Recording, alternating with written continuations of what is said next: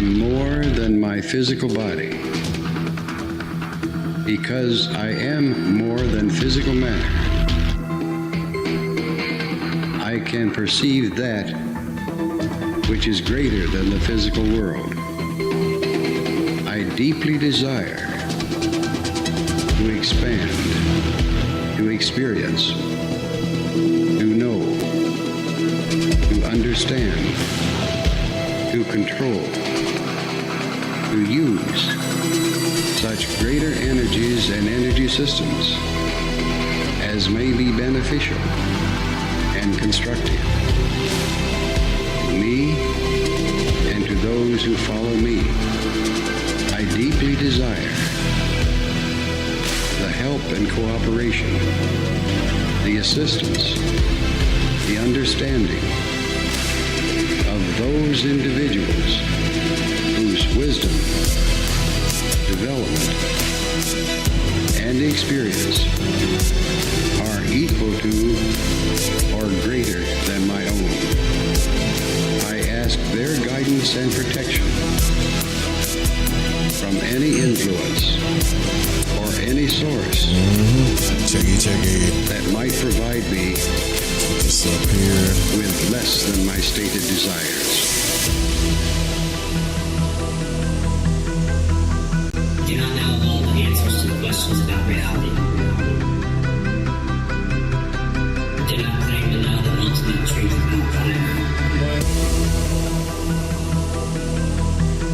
I seek that which has been made hidden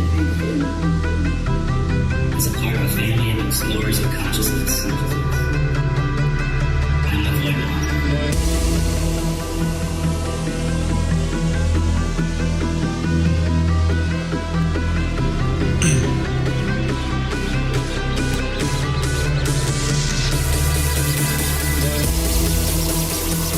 All right.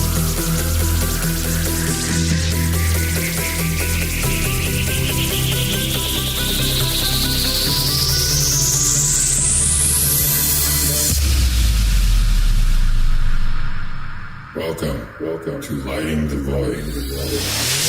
All broadcasting live from a shack. There it is. From a shack on a hill in the Mossy Creek bottoms of Cane Creek, Arkansas. This is Lighting the Void Live. It's Tuesday the 10th.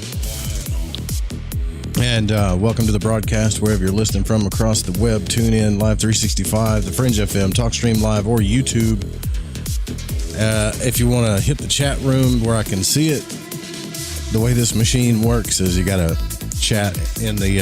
I won't see it in Discord, or... I just can't do all that stuff at once. So, like, if you want to chat, hit the YouTube. If you want to call in, 501-777-5631. Oh, Lordy, let me turn this off. I knew that was going to happen. All right. So, I kind of debated on tonight whether to take a left turn to go back inside of the realms of the tarot. But I've decided to let the tarot and the Kabbalistic stuff, for now, just to be on pre-recorded videos that I do and put out. Because I kind of do those when I feel like the video that I put out about the devil card. I mean, it was 3:30 in the morning. I was reading and I was like, what am I doing? You know, why not just talk to everybody about what I'm reading? Because when I get excited about stuff, I want to share it with people. And, I mean, I've read the books a million times, but I have this weird kind of like, I don't know. Why am I so big on the TV? I don't like that. I can see myself on the TV right now. I don't like being that big. I got a big head. I don't want to look at it. What's up, Grant Gets Out? You been getting out? What's up, Dan? We got to make a t-shirt that says Grant Gets Out. So anyways, I get sentimental about some of this stuff. So there's books and movies and all kinds of different things that I like to keep reading or go back and read or go back and watch. What's up, Cosmic? And I think I do it for comfort reasons or whatever, but it is what it is. Any kind of quick announcements to make? Not really. Other than that's what I'm left with, this big strawberry on my arm. But I have a big knot under my arm. Other than that, I think I'm okay.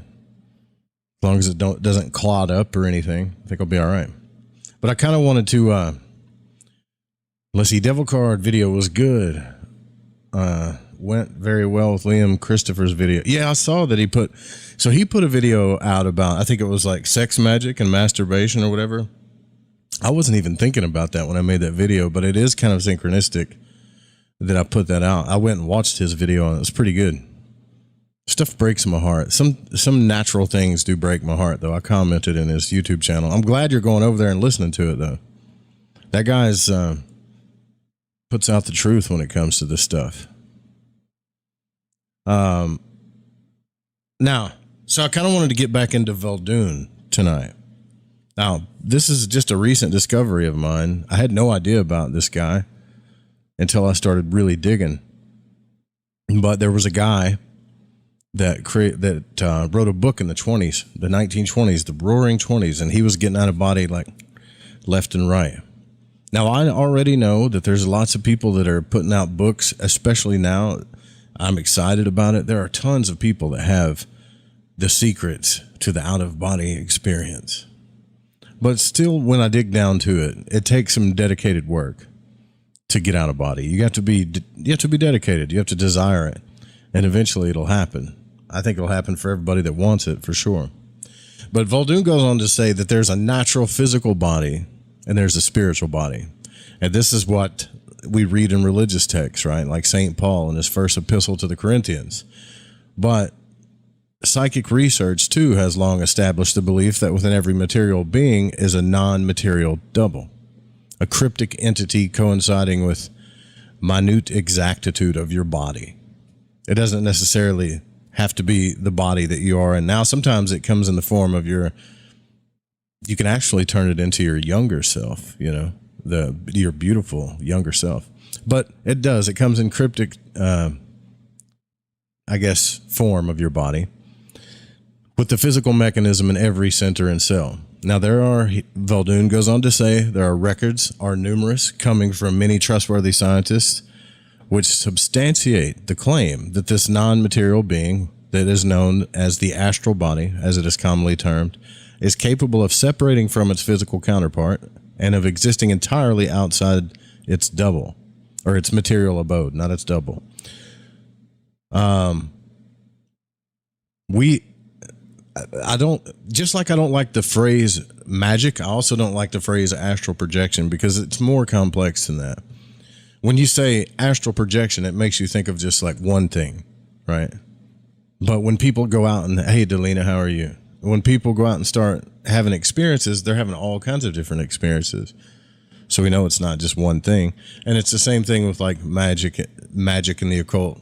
I don't even know why it's called that. The only reason why it's called that is because it's not understood. It's hidden.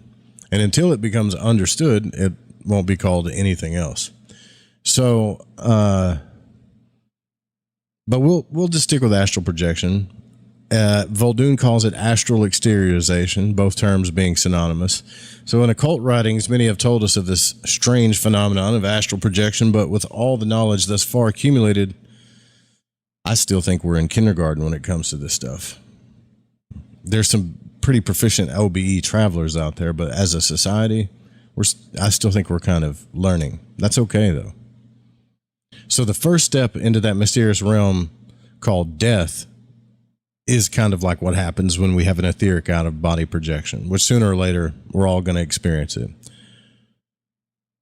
So Vuldoon goes on to say, to the vast multitudes who have never met with this phenomenon, and even to those who have in some manner acquainted themselves with it, it must necessarily be placed in the category of theories.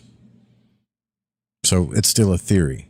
But to the conscious astral projector himself, getting out of body isn't a theory. It's a reality. It's self-evident, just as any fact is. So at the outset, you got to understand that this guy claims to be super well acquainted with the astral out-of-body experience. He's claimed to have hundreds of projections during a period of 12 years, projections of both a pleasant and a disagreeable type. So some of them weren't very pleasant, while completely conscious and partially conscious. So the greater part of what we're going to cover, and we'll cover this text over like I guess a period of shows, is going to be Vuldoon's experience. And he goes on to say, after so many years as an astral projector, and at the same time, while conducting many experiments with the phase, he says, I've gleaned countless facts and made numerous reasonable deductions from those facts, some of which so far I can ascertain have never before been discovered or made known by others. Now, this was in the 20s, so I don't know if that's true now.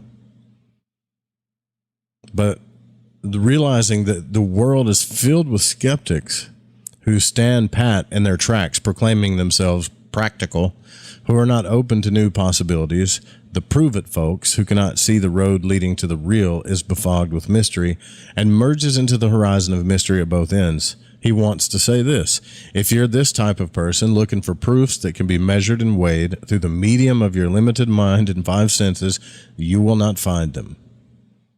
Ever. So, near-death experience is the same as controlled out-of-body experiences. Yeah, I think so.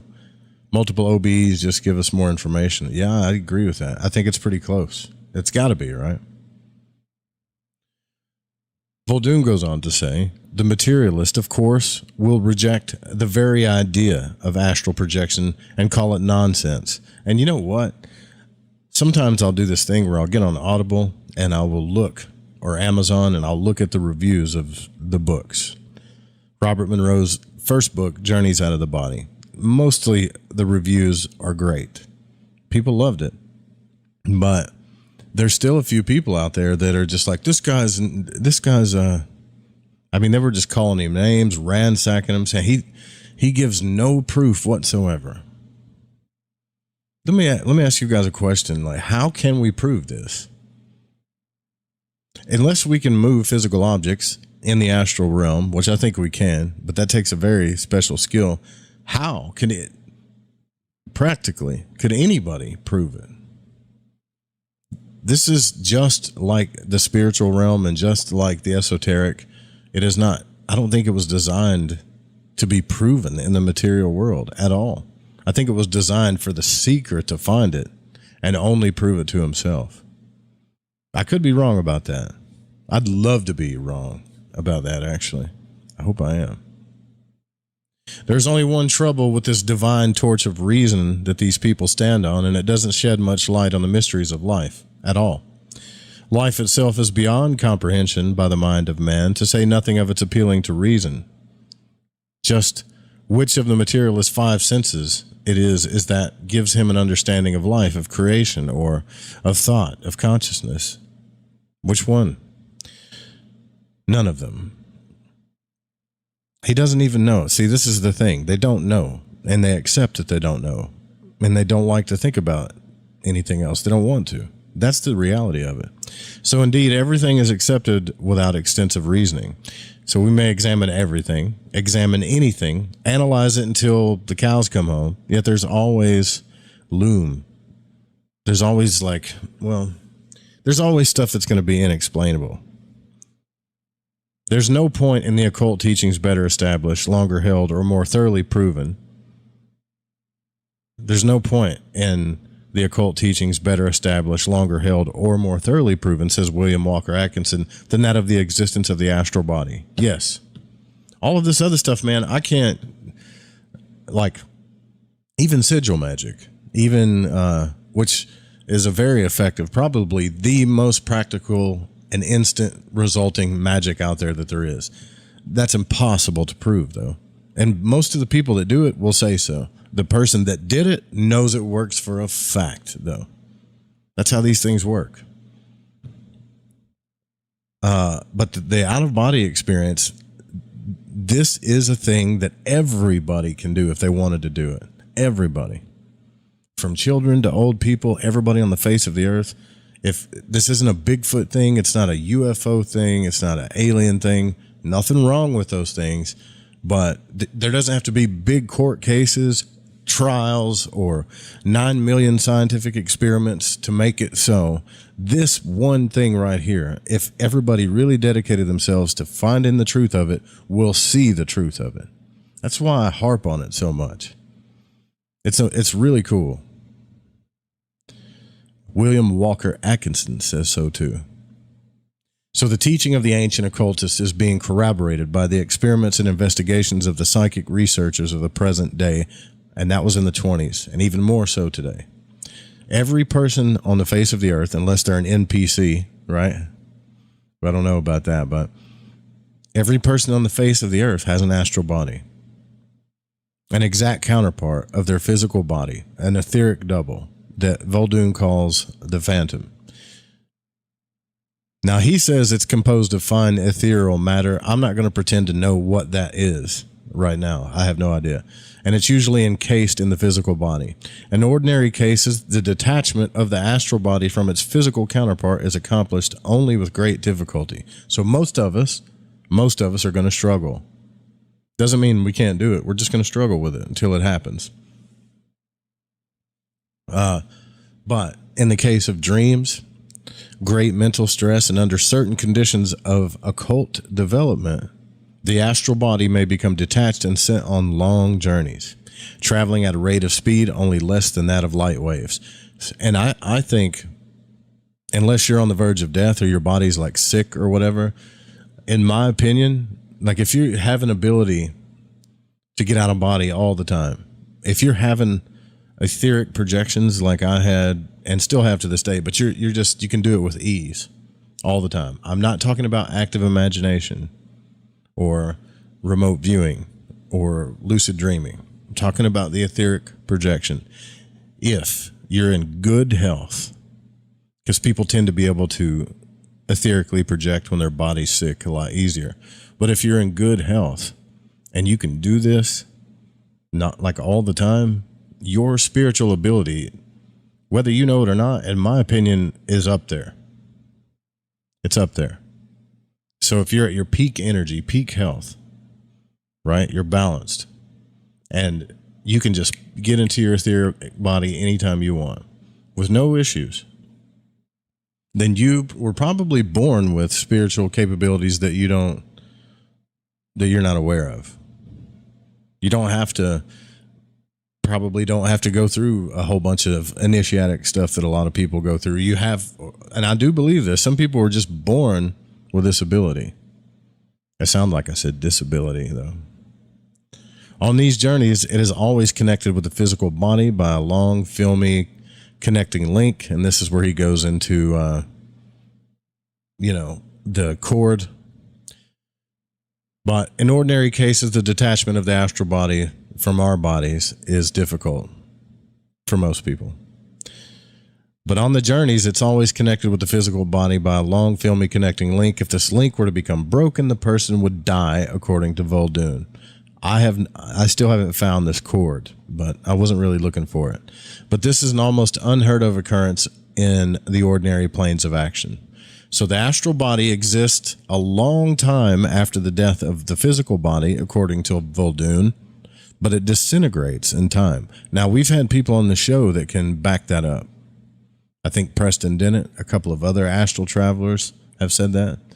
Some people that, the books that we've read, Robert Monroe himself said that he would help certain people pass through the astral realm, and eventually they would kind of disappear or disintegrate. So we can travel in this realm while we're alive, but after we die, according to Vuldoon, we're not just going to be stuck there forever.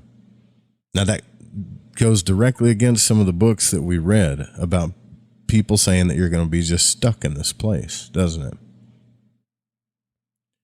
The astral body exists a long time after the death of the physical body, but it disintegrates in time and sometimes hovers around the resting place of the physical corpse and is mistaken for the spirit of the deceased person, although really it is just a shell or a finer outer coating of the soul.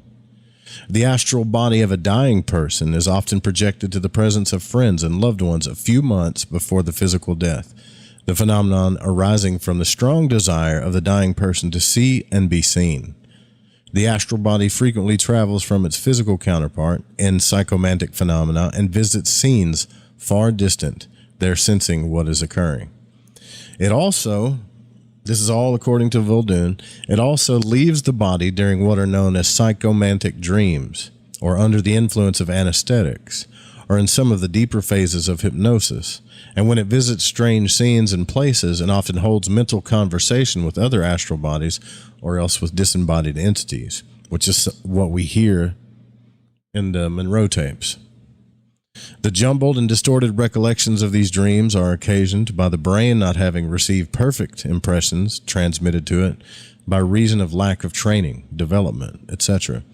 The result being like a blurred or distorted photographic plate. Now, when all of this stuff was super occulted, there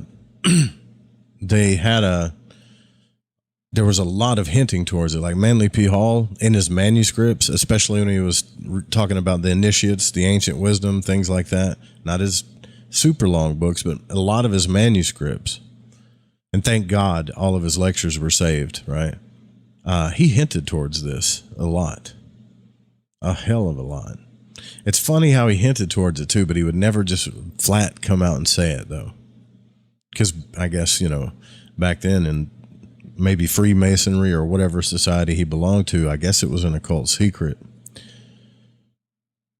Now, Vuldoon is assuming that we have already convinced ourselves of the reality of the astral body, or we're interested enough to accept it. Now, he says no discussion will be made of spiritism in general, which does not contribute to the problem of astral projection, for there are volumes too numerous to mention by far more able writers than myself.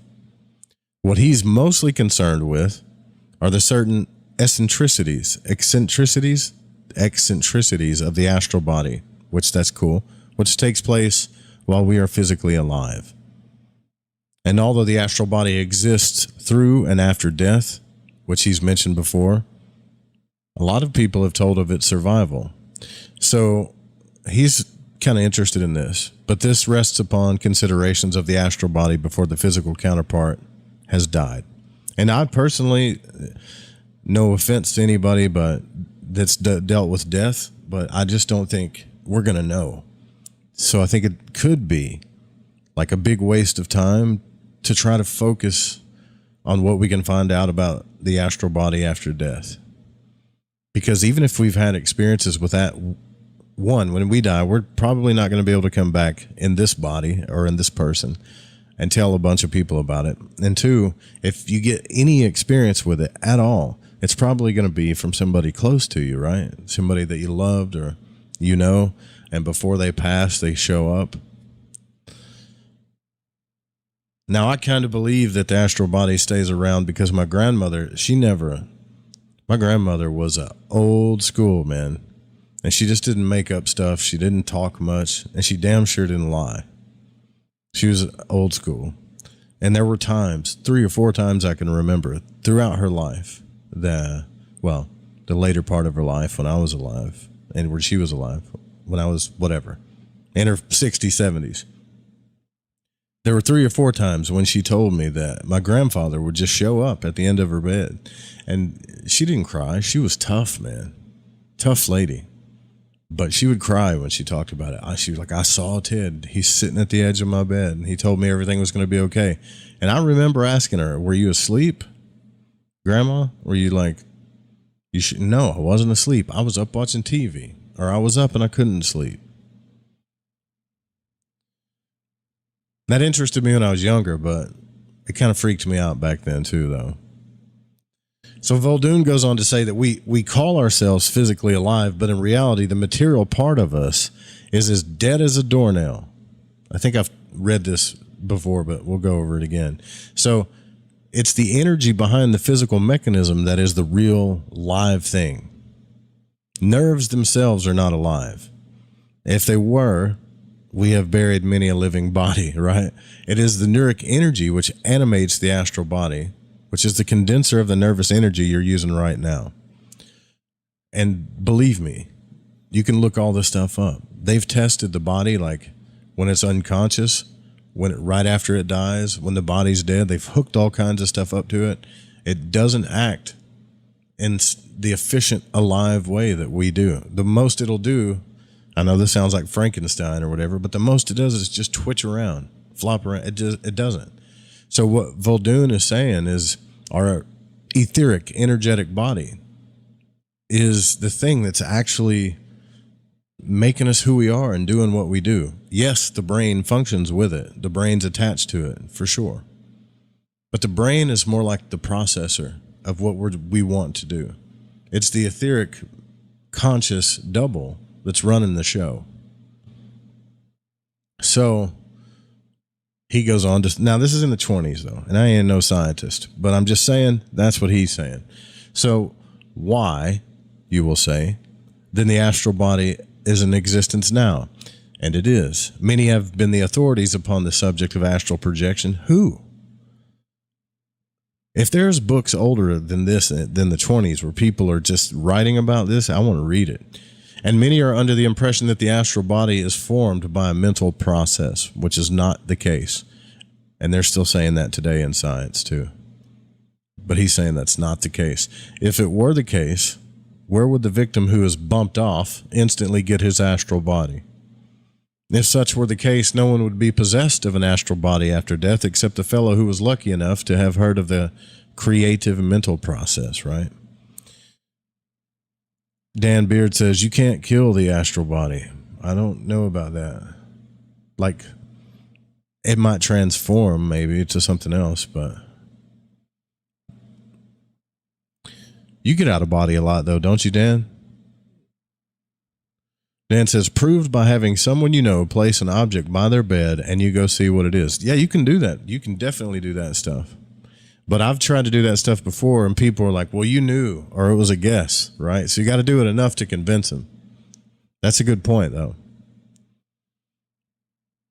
So he goes on to say, yes, you are using your astral body even now. It's just tuned down.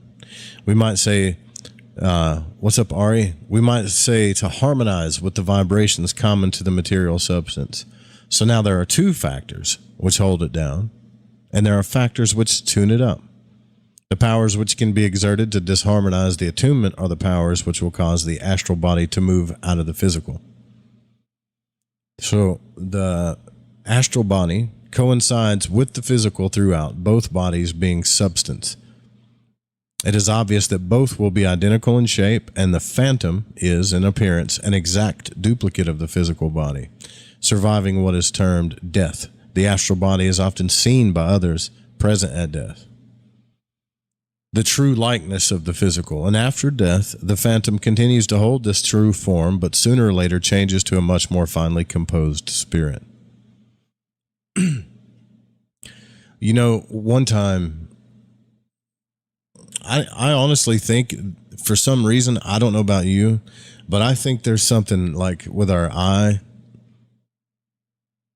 like you can't see. We can already can't see a whole bunch of stuff, a whole different rays of things that we can't see that are actually there.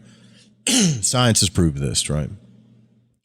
This is why, though, sometimes I have seen astral beings out of the corner of my eye, not over here where it's paranoid stuff, but far enough in to where I can tell it's a person. But when I look directly at them, they're gone. That's only happened like 2 or 3 times.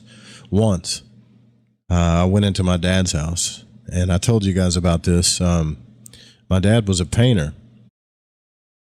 Retired now, but he was a painter. And so he wore all whites. And I walked into his house one day, and he has a couch that has it's like a half horseshoe couch. His room's over there on the left. Then you can see to the hallway, and then there's like a short wall, and then it opens up into the hallway. I'm heading towards the bathroom. I see him, what I thought was him, walk through that open part in his painter's whites. And remember even kind of glancing like this, just real quick. And I was like, hey, Dad, I got to use the restroom real quick. Just number 1, won't be a problem. I go around the corner, and he's not standing there. So I thought he was going to be directly in front of me, but he was gone. And my heart started speeding up. I'm like, what the hell? Who was I just talking to? So I went to the bathroom, went in his room, looked around, wasn't there. Then I went outside later and realized the truck isn't even here. He's not here. What the hell did I just see? It was a person in white. And it wasn't like that paranoid thing when you've been up on crack or whatever it is for days, and you just see it out of the corner. it moved into my vision only for a little bit. I didn't get a good look at its face, though. I just thought it was my dad. That was one time. But my pop said we got haints around his property, so I don't know. Ari the cat says, I was molested many times as a child by a shadow guy. Drives me more nuts. And an adult thinking about how that would even be possible. Are you serious, man? Dude, if that really happened, I'm sorry, dude. That's awful.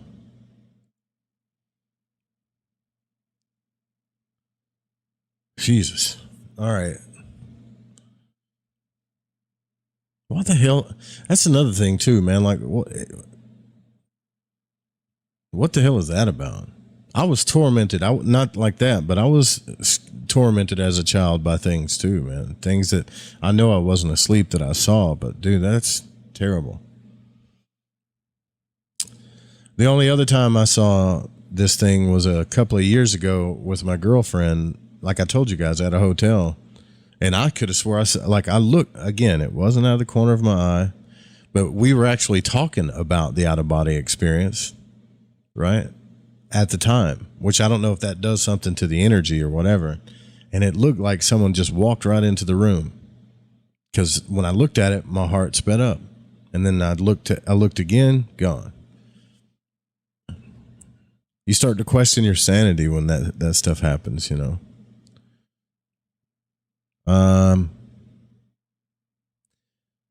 So Vuldoon, that's terrible, Ari. I'm sorry, man. If you really experienced that, like when you were that young, that's awful, dude.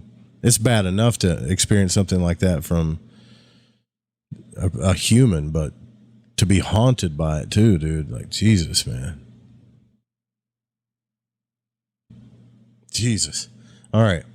So the range of vibration to which our earthly existence is limited does not extend over all creation. What's up, Sudi? Melders? What's up? Consequently, we're unaware of these vast realities all around us. So when the astral phantom, whose eyes you're using even now, so Vuldoon is saying the eyes that you're using, you think is your actual physical eyes in your brain, and that's why you see what you see. If it wasn't for the astral, etheric phantom in your body, your vision wouldn't be what it is right now. Don't know that, but that's what he's saying. So when the astral phantom, whose eyes you are using even now, reading this, becomes tuned up, those eyes will be able to see other things besides the familiar surroundings, and the astral body will be able to get out of the physical. The fact that the eyes, after projection, are capable of seeing earthly and other astral beings too shows that the range of vibration has increased. This is something that happens to, supposedly, a lot of magicians and occultists too. Because when they do their ceremonies, they envision, just for instance, when you're drawing and invoking pentagram in that LBR ceremony, you're supposed to use your vision to envision a blue kind of like flame, whatever. When you do other rituals, you envision different colors. But there's a whole lot of using the vision, using the imagination, invoking the like astral things. First it's elements, then it's planets, and then it's Sephiroth and things like that. But some of them have claimed, and I think some of you have read some of these books too, that after a while, they'll build up the energy and vibration to where they can actually see these things. I cannot verify that. It would be cool though, wouldn't it? So this actually may appear paradoxical to one who is accustomed to the idea that the conscious mind is a part of the physical mechanism, but in fact, the material body has no mind at all, but clings over the astral, so to speak, which is the real ego, through which the conscious mind really functions. It is erroneous to believe that the astral being has a super mentality. It doesn't. The conscious mind, as you know it, is the mind of the astral body. Your normal conscious mind, everything it contains, is the you, the individual now and throughout eternity, learning. I think it is more remembering, but learning as it goes. There is, however, the subconscious, the vast, unfathomable superintelligence, which is welling. It's like the welling, omnipotent, and inherent in all things. Yet we do not conceive this as the individual as we do the conscious. The subconscious. Powerful thing. Or the unconscious, right? You ever listen to people? I've done this too. Listen to people think that they're in control of that. Oh, I've made contact with my subconscious. I know all of my unconscious ways and my hang-ups. I'm like, how could you know them? If you know them, they're conscious. You're conscious of them. If you've made, you can't be conscious of the unconscious. Anyways, that's a whole other tangent. But most believers in the spirit are somehow under the impression that to awaken in the astral is to be enlightened by all the powers of the subconscious, which is not the case, according to Vuldoon. For the subconscious sustains practically the same relation to the exteriorized phantom as it does to the interiorized, physically alive being. So what I think he's saying there is you don't have to enhance yourself psychologically or spiritually, which kind of negates what I was saying earlier, to be able to get out of body as much as you want. Like this thing is equally in your body as it can be out of your body without some need of, well, he didn't say spiritual, but without some need to master the subconscious, so to speak. And he gives an example here. So suppose, for example, that your physical body were to drop off or die this very instant. You would be in the astral, still unchanged, not as a superintelligent being, but retaining your identical mentality as before. No more, no less. And this is one great point to remember, that the physical is just a non-intelligent material. He said is but non-intelligent material and is like a cloak to the astral phantom.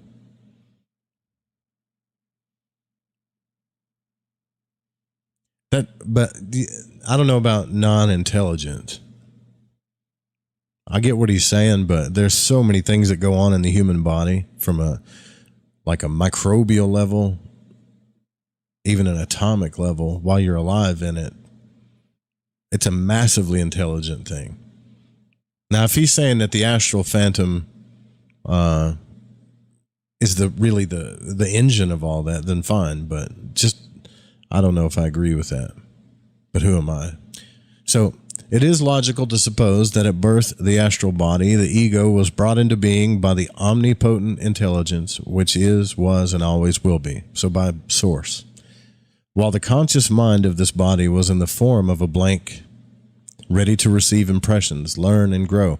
It matters not at what stage of life we may die. Our total consciousness at the end of earthly existence is the total we possess after physical expiration. Dan Beard says, this realm is distorted. Some get to see more here as awareness or capability increases. In OBEs, in this realm, we see more. Yeah, I can buy that. So here's his story about his first projection.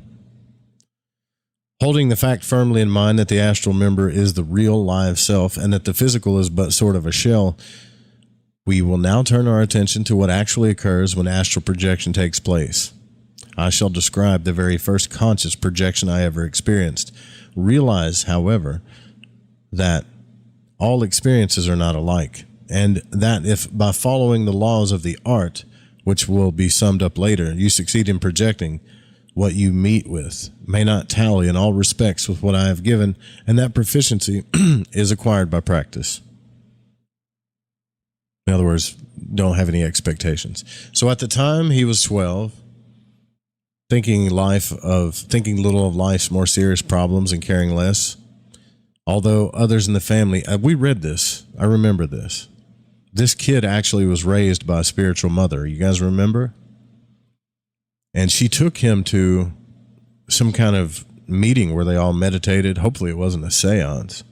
And he had an out-of-body experience, right? Your body is a wonderland. Yeah, like John Mayer, that John Mayer song, right? So you remember he talked about he had an out of body projection, didn't know where it came from. He thinks it had something to do with the energy that was going on with where his mother took him. He was floating and zigzagging all over the place. I remember this now. Pretty cool. So he goes, since then, I've experienced hundreds of other projections, which countless deviations from the given sensations, but with corporal movement always clinging to the same route as that which he described earlier. Although repetition naturally brings about greater perfection, this is probably one of the most unusual first projections on record. Yeah, his story was pretty crazy. If y'all want to hear it, just go back. I forget the name of the video, but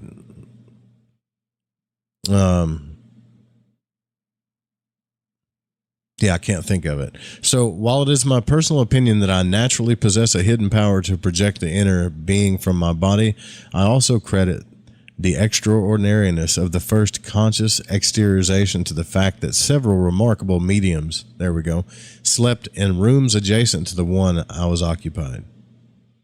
So wait a minute. So he just got through saying that everybody should be able to get out of body, no questions asked if we put our mind to it. But here he's saying it's his personal opinion that he naturally possesses a hidden power to project this body.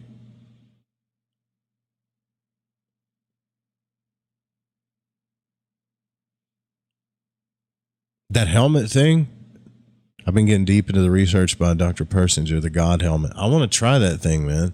I've watched some videos on that helmet, and everybody's tripping out about the experiences they've had with it. Like, I want to do it.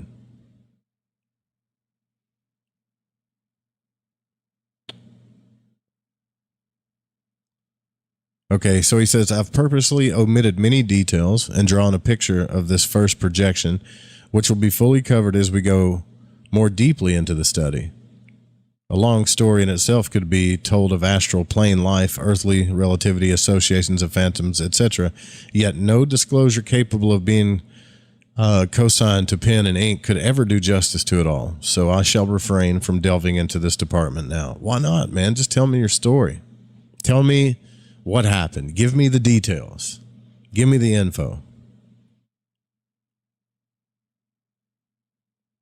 Now, the doubter will say, you could have just been dreaming all this. In your dream, you would not know you were not fully conscious.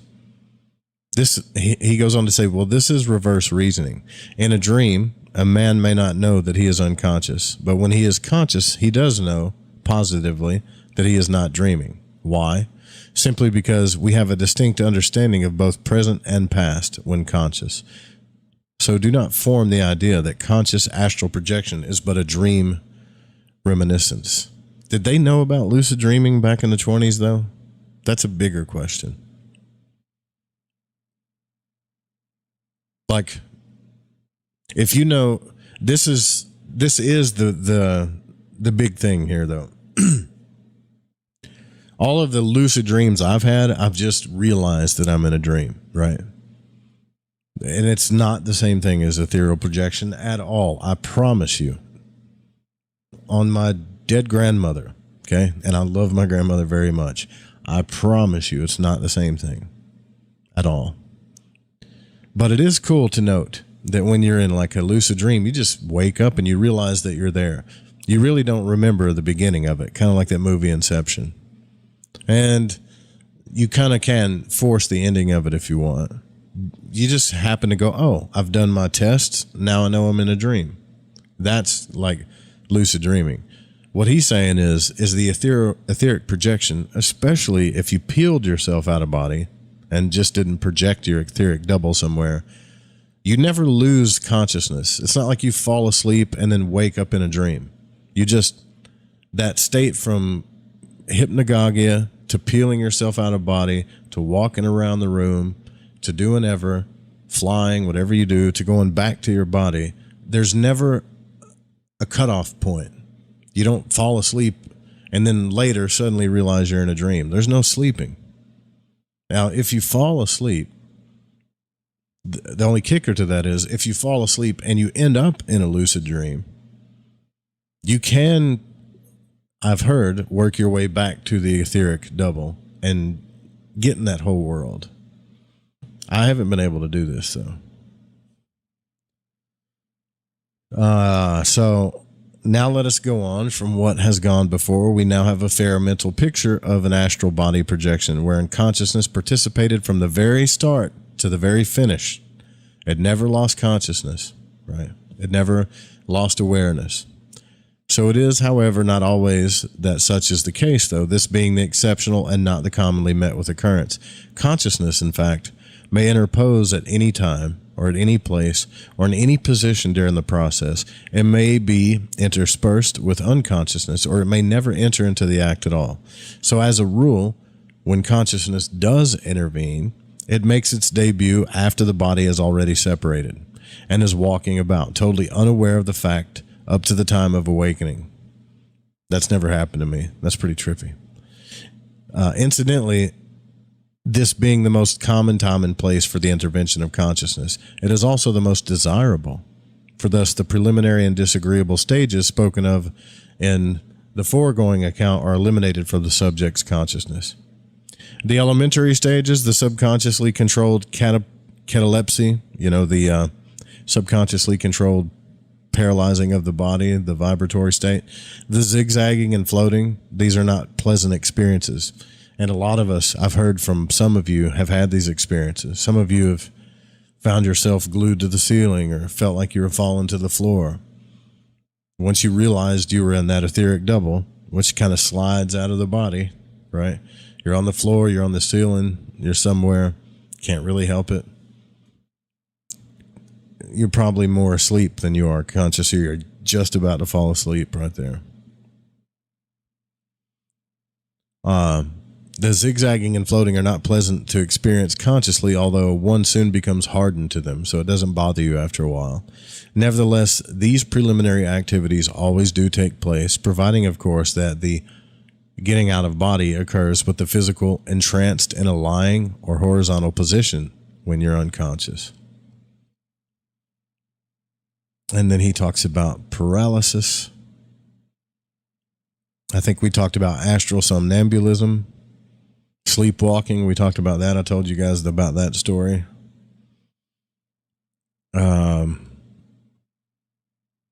Distant point projection. Did we talk about that? How we can travel to some faraway place? Or I think we were just getting into that.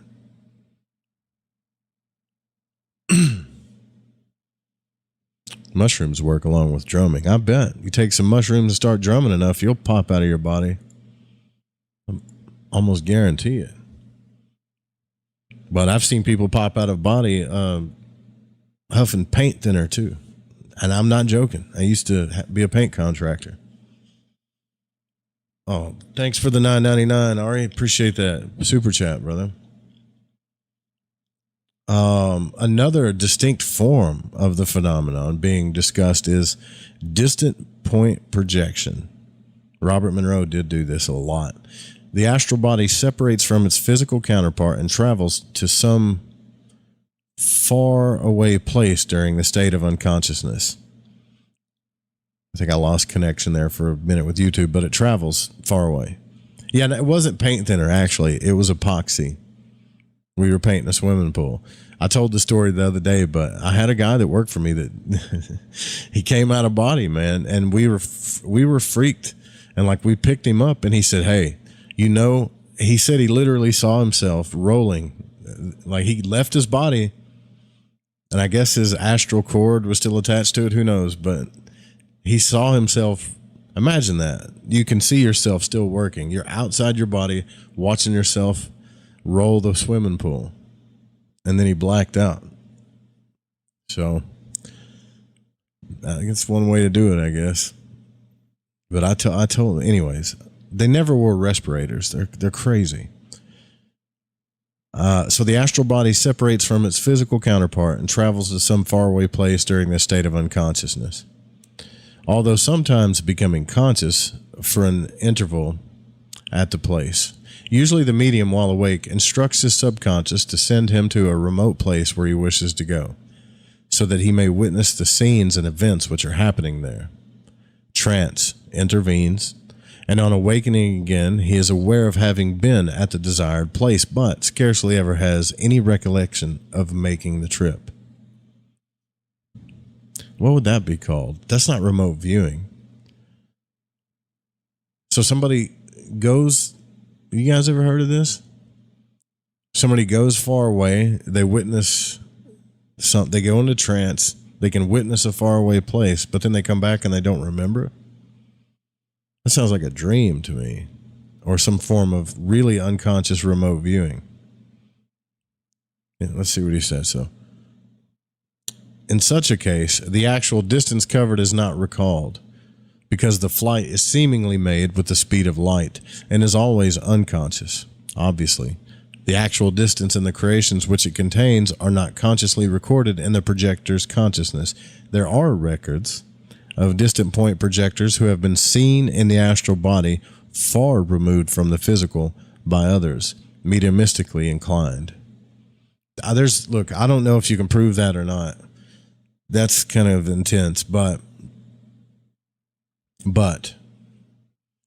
if you read Monroe's books, there were times that people told him, it makes me think about that exact thing actually. They told him that they saw him for sure at other places that he usually frequents when he wasn't there, like eating dinner or whatever. And people swore he was there. And this is when he was like getting out of body and stuff, right? They saw him go to these other places, but he's like, I don't remember going there. So maybe we do that. So no less an authority than William T. Stead has told of a lady of his personal acquaintance who was especially gifted with the ability to project afar and then materialize. She became a source of great worry and distress to her friends, for she would pay them unexpected visits, materialize, and frighten them. Naturally, they supposed that she might have died, and that was her ghost. I want to do that so bad. I mean, I can get out of body, no doubt. I can get out of body. What's up, Ava? I can go lay down right now, and this would be a good day because I feel balanced enough, and get out of body. Have an out-of-body projection, play around in my room, my yard, maybe even go down the street a little bit. But I would love to go freak out my friends. Just, who wouldn't, right? Just to be like, hey, what's up?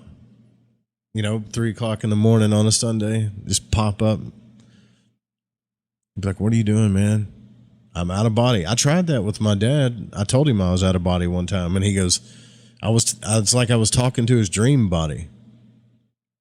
It was funny, too, because I said, hey, I'm out of body. And he goes, yeah, what are you doing? I said, well, I'm just standing here. And he goes, wow, that's it. He don't remember saying it to me, but I think I was talking to I think he was unconscious, I was talking to his out of body or his double or something. Naturally, they suppose that she died. Yeah, you would think that, right? If your friend showed up right now, let's say you walked out your door and a friend that lives 1,000 miles away from you, and you just saw like their etheric double or whatever just standing there, you would think they died for sure. I would. Dan says, do you go through sleep paralysis? Almost every time, but I wouldn't call it paralysis. But I can't feel, I get to a point where I can't feel my body at all, and it just vibrates or hums. Yeah. What Vuldoon calls catalepsy. The only time that, like sleep paralysis, when I hear people say that, is usually when they are in the same state, but they're freaking out because they're kind of stuck there, or they can't move, or they're scared. And sometimes it has something to do with an entity that messes with them. It's like a weird fear state. But it's actually a natural thing our body does every night, You know that, though. So Vuldoon goes on to say, many so-called distant point projections are probably not projections at all, and as a matter of fact are subconscious creations of the medium's own. Really? So as the subconscious alone can vision a distant point scene, not unlike that which the conscious astral body would see if they're of distant point vision. What? So they're not going out of body? Many so-called distant point projections or projectors are probably not projections.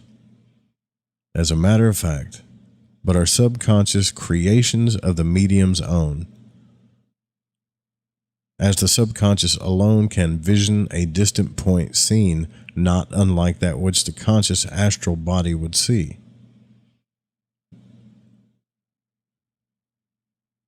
Well, then that's like remote viewing, unless you see their body there. Let's see. One writer has said, the view of a distant scene obtained in this way is in many ways not unlike the scene through a telescope. Human figures usually appear very small, like those upon a distant stage, but in spite of their diminutive size, they are clear, as though they were close. Sometimes it's possible by this means to hear what's being said, as well as to see what is being done. But as in the majority of cases, this does not happen. We must consider it rather as the manifestation of an additional power than as a necessary corollary of the faculty of sight.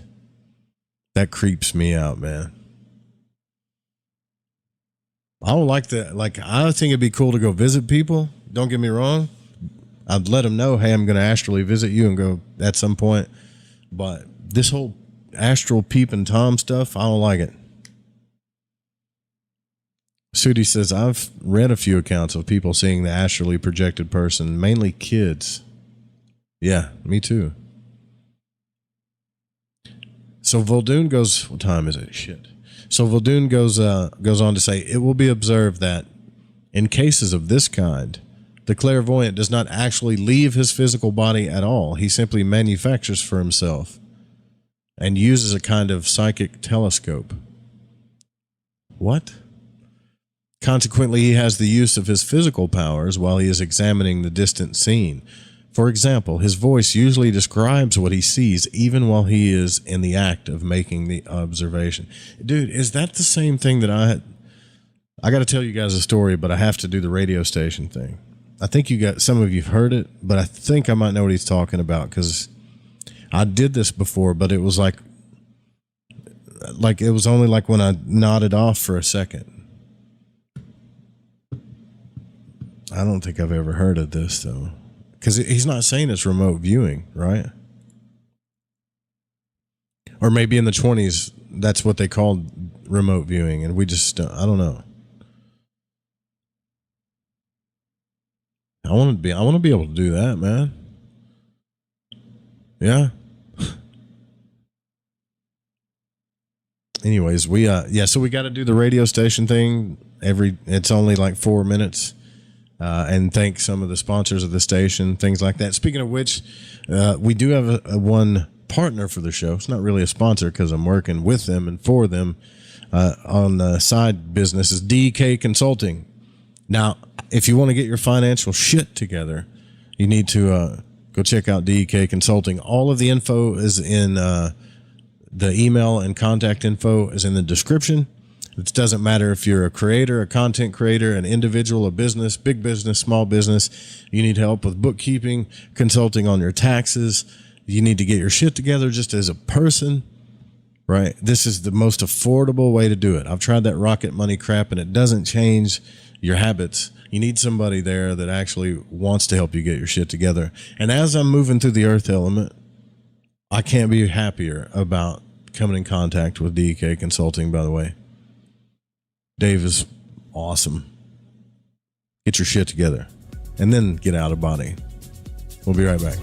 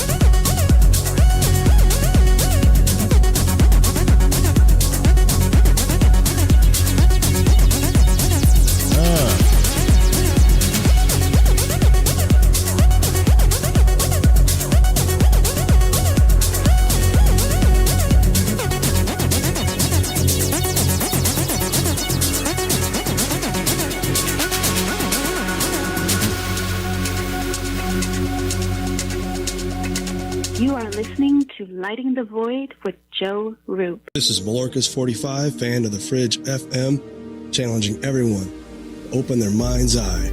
Listen to Lighting the Void with Joe Roop to gain precision for your third eye vision. My name is Jake. I'm from Billings, Montana, and I am a Void Walker. Hey, Joe Root. Thanks for lighting the void. This is Janine in the bluegrass of Kentucky, and I am a Void Walker. What's up, guys? This is Damien from San Marcos, Texas, and I'm a Void Walker. I listen to the show to keep myself aligned with the world. Hi, this is Laura, aka Laura Lavender. I'm from Las Vegas, and I listen to Lighting the Void because it helps me understand some of the strangest experiences I've had. So thanks for all that you do and for always being there for us, Joe. Hey, this is country music singer and Void Walker Jason Benoit, and when I need my fix on the world of magic and the capabilities of the human consciousness, I listen to Joe Roop right here on Lighting the Void Radio. Have you ever wondered, what do the stars say for me? Or, will the next month or the next year be more favorable? How about, are our two signs compatible? Each month, at the new moon, you can ask these questions live with me, your astrologer psychic, Mary DeCina, along with host of Lighting the Void, Joe Root. Join us at the new moon for Cosmic Conditions. We look forward to working with your energy. Every new moon at 7 p.m. Pacific, 10 p.m. Eastern, right here on Fringe FM. So, you love talk radio? Then you'll love TalkStreamLive.com. TalkStream Live is always on 24/7 with the best streaming talk shows. Find your favorite talkers and discover some new ones. It's free, readily available online or on mobile with any smartphone or tablet. Finding your favorite talk shows all in one place has gotten a whole lot easier. Just go to TalkStreamLive.com. Be sure to download the free apps from Google Play or the iTunes App Store. What grows in the forest? Trees? Sure. Know what else grows in the forest? Our imagination, our sense of wonder, and our family bonds grow too. Because when we disconnect from this and connect with this, we reconnect with each other and build family memories we will carry with us forever. The forest is closer than you think. Find a forest near you and start exploring at discovertheforest.org. It's easy. Just put in your zip code to find family-friendly outdoor destinations near you. You'll also find guides to free activities, games, and amazing forest facts. Give the magic of the outdoors to your kids and reconnect with your family. Find a forest near you at discovertheforest.org. That's discovertheforest.org. Brought to you by the United States Forest Service and the Ad Council.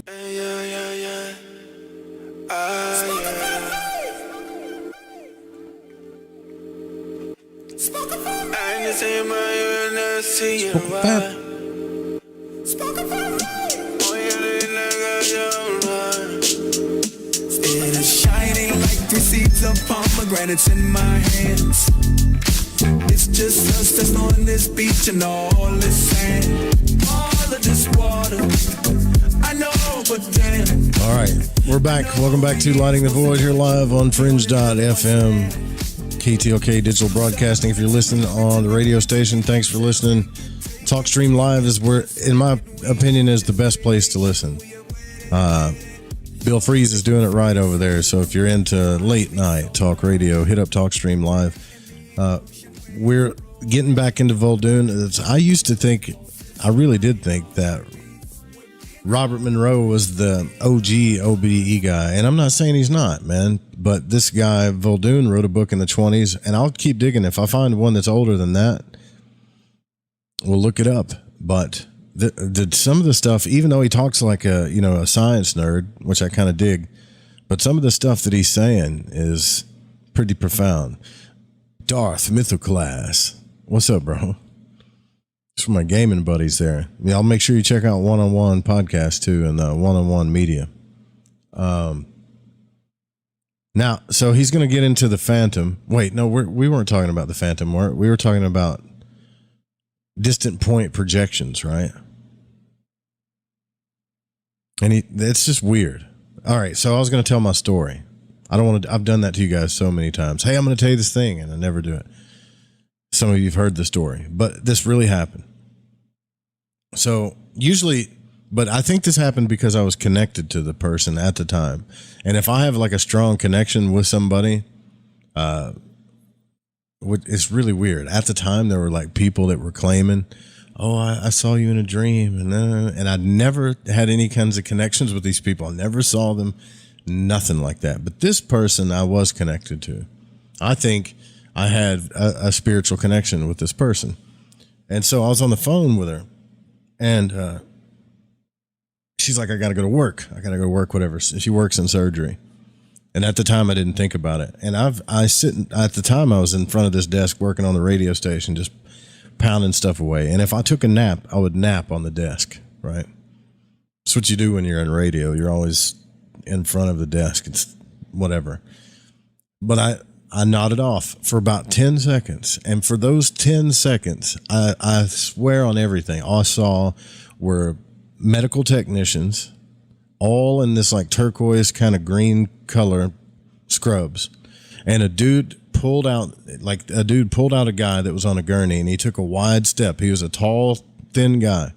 He pulled somebody that looked unconscious. I couldn't tell. It was kind of blurry. But he pulled him through the door, took a wide step, and then 2 or 3 people walked with him down the hall. And I saw all these like Tupperware bins that were the same colors and metal cages. And even when I was waking up from it, I was like, man, what was that? It was just like a weird dream. It didn't even register to me till later. I was like, oh, well, she works in surgery. I wonder if just for a moment, like I saw, like I wasn't out of body at all. I swear on everything, I wasn't. I was just in like hypnagogia, fell asleep, maybe count to 4, woke myself back up. That was it, you know? And so I called her, and I didn't say anything. I said, look, I'm going to tell you what I saw, and then you tell me what you think it is. And she said, when I started explaining the Tupperware bins and the cages and stuff, she said that was the exact, we can't prove that it was, but it was almost like the exact place where she was. And even the person that I saw swinging like the gurney or whatever was the person that she was with during the surgery. Can't verify that, but why the hell would I see something like that? It was so freaking random, man. So anyways, maybe that's what he's talking about. And it wasn't like they were small like he's talking about here. I just felt like I was just watching it for a second, because I was really close to those bins. It's almost like they were like right in front of me, you know. What's up, Gypsy Jenny? So there are 3, all right, so the Phantom's 3 moving speeds. Now remember, when Vuldoon talks about the Phantom, he's talking about the etheric double. Not our dreaming body, but the etheric double that comes out of the body, right? So he says the Phantom's 3 moving speeds. There are 3 different velocities at which the Phantom travels. First, the natural or normal speed, which is in use when the subject is conscious and free to move about in his immediate environment. This is something I've done for sure. Or while he is in a state of astral somnambulism. He actually walks. So the sleepwalking is astral somnambulism. Your body's out of it, but your etheric body is controlling the thing, you know. Second, the intermediate speed, in which the subject moves along without effort, faster than normal speed, but not fast enough to cause loss of perception. I've done this too. When this takes place, one does not appear to be moving, but everything seems to be coming towards him. Just like I told you in that tree. Things like, it wasn't really flying, it was like the tree came towards me. All I did was focus on it and stretch or pull myself towards it. It was really strange. Kind of like, he says, just as the fields and fences move, and they look like they're speeding backwards when you ride in a fast train. The Phantom does not seem to pass through the door. The door seems to pass through the Phantom. Streaks of light or scintillations are thrown off by the astral body and extend backward about 2 feet as it moves along this intermediate speed. See, this makes me think he's really had an OBE, because what he's talking about is pretty specific, because I've done that too. These scintillations appear phosphorescent, the color of the astral body, and trail behind it in the same manner that scintillations trail behind a shooting star. I couldn't tell you if that's real or not, but I didn't look. This intermediate speed enables the subject to cover considerable distances rapidly without loss of consciousness. Third speed is the supernormal traveling velocity, a speed beyond comprehension. It always occurs when the subject is unconscious and is in play when the phantom is moving back and forth over great distances. It would be utterly impossible to move across a vast area at such speed and realize the distance, for the conscious mind is too slow in its thinking, and before it could formulate one single thought, the objective would already be reached. He says, what I have just said concerning the 3 speeds at which the projected astral body moves is true also of permanently separated astral beings, the dead.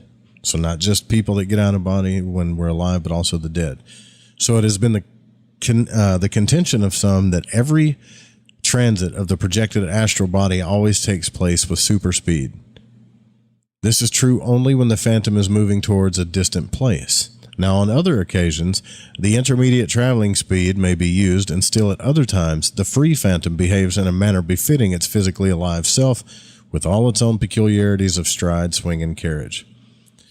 Look, I will say, too, that when you fly above an area, like say I'm going to go to a Mythoclast's house or something, right? If I know where he lives, even if I've driven it 1,000 times in a car, when you fly above something, everything looks different. You'll get lost so easily. If you don't know what shit looks like above it, you'll get lost. Because I did that. When I finally got out of the yard, started going around the neighborhood just a little. And I've lived in this neighborhood my entire life, but I've never seen it from above like that. And I was lost, man. I didn't know where the hell I was until I actually got back, vertical. It's really strange. The supposition should not be made that the astral projection occurs only during natural sleep. It can also take place when the subject is in practically any state of unconsciousness. So, in times of sickness, especially that sort of sickness which is kind of a staid or sedative sickness. People have had out-of-body experiences when they're very weak. Astral projection can and often does take place during these times. It is a fact that the more weakened a person is, the more, weak or enervated the physical becomes, the more easily the astral member detaches itself from it. For at such times, less material resistance is brought to bear against the inner workings which prompt the separation. So undoubtedly, at the time of death, many people are already in their astral body before the final breath of the physical body is taken. There's so many reports of this where people have watched themselves die, so to speak, although they may not be conscious of the fact. It is my firm belief, Vuldoon goes on to say, that the physical debility is an incentive to most kinds of mediumship. For the less material coordination a person has, the less material will be the influences to overcome by the subconscious resources. This is what's called the morbidity factor.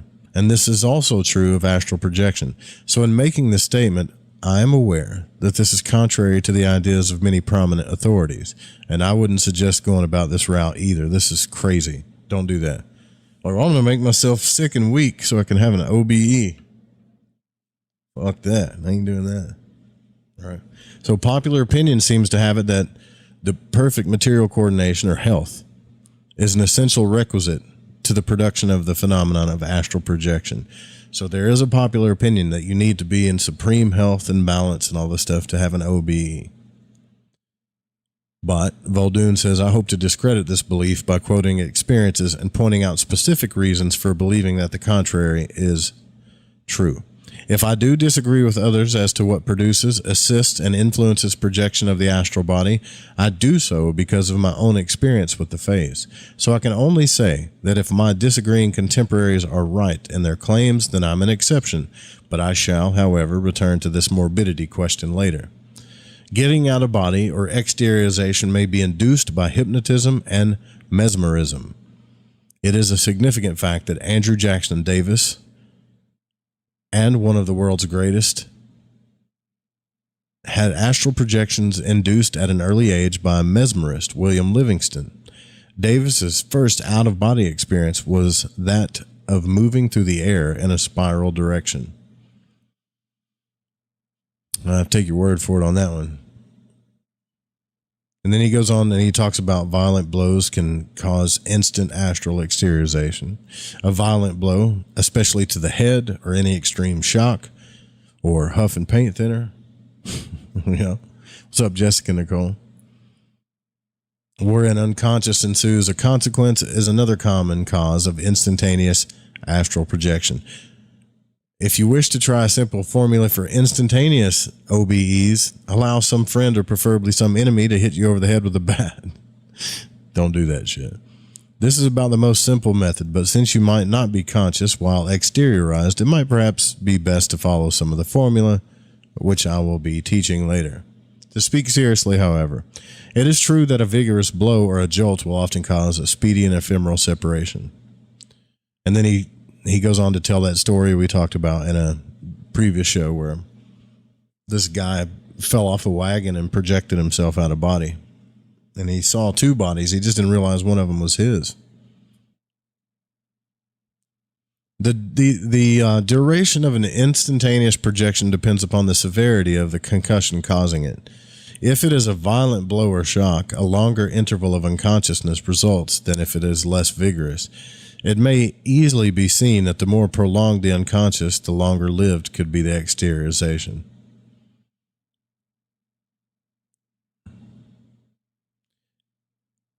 Dude, he said probably everyone has, at some point in their life, encountered a jolt that made him see stars. I saw so many stars when I got in that car wreck. The only other time I saw stars like that is when I got blindsided in an El Dorado football game. God, I blacked out when I got hit. I had this dude run it when I was younger. I was on special teams because, you know, if you want a letter as a freshman or a sophomore, you have to play so many down. So I was on all the special teams: kickoff return, punt return. Anyways, they punted the ball. I was on the outside. I went down all the way down. I had this pride thing where I wanted to be the first one there, like right when the dude catches it. So the dude caught it. I was about 10 yards out when he caught it. He, kind of starts juking. I broke down, started waiting for him to go one way or the other. He went that way, so naturally I took it like a cutoff angle that way, right? But once he started running that way, I didn't even get to turn. There was a guy that I didn't see. That's why they say in football, head on a swivel, right? But there was a guy that I didn't see he was coming at me across the field, dead stick. Never saw him. Full sprint. And so by the time I turned around to take a parallel approach to the runner, this dude hit, and this was back when you could use your helmet to hit people. And that's exactly what he did. He hit me so hard, dude. I looked like Wile E. Coyote hitting a brick wall. When we watched the film a few times, my feet went straight up in the air. And I remember seeing stars, and everything just kind of went to a little circle, and then it came back out again. Second time I saw stars like that was that car wreck the other day. And they were long streaks, big stars too. So he says probably everyone has at some time in their life see those stars, as the saying goes. But the glow seen is an aura and is visible for an instant as the two bodies discoincide. This same glow and greater expanse can be seen for a longer time when the projection is conscious or at the beginning of a prolonged separation. I don't know about that. I always thought those stars were like just something that happened to your eyeballs or something, The astral phantom is so much our very self that we do not realize how bound up in it we are. We do not seem to comprehend that we are using it this very moment. This very moment. It is our life, this astral body, and when it permanently severs from the physical body, that physical body is of no account. I wish I could convince you that this phantomous body is not a new entity, which you will acquire sometime in the future. It is you, the you of now, who you are now and what you're consciously aware of now, the present, your consciousness, your animation. Without the astral body, your physical anatomy would be just a crude mass of insensible material lying inert in the power of gravity. This phantom becomes accustomed to the habits it has formed by being coincident with it or merged into the physical and made to conform to the laws applying to the physical world. So when something unusual or unnatural occurs to upset the harmony of the physical, a shock or a jolt or a buzz or a broken habit, an intense, unappeased desire, sickness even, in fact, anything which could cause a lack of perfect material coordination, there's always going to be a jar to your astral body. Word Salad said, I was in a coma due to head trauma. Did you? Well, you were in a coma, so you probably don't remember ever getting out of body, do you? Because you weren't conscious. Do you remember anything while you were, how long were you in a coma for? 3 days? It takes a while to get away. I was in a coma for 3 days. Huh. So anyways, not that interesting. Collisions can make us come out of body. He also says missteps can have us come out of body, which we talked about the other day. Where, you know, I did it again tonight, where you walk down the steps and like it's dark and you think another step is there and it's not. I've done that more in the last 2 years than I have in my entire life. I feel like I'm getting older or something. Is this a gray right here? This little patch?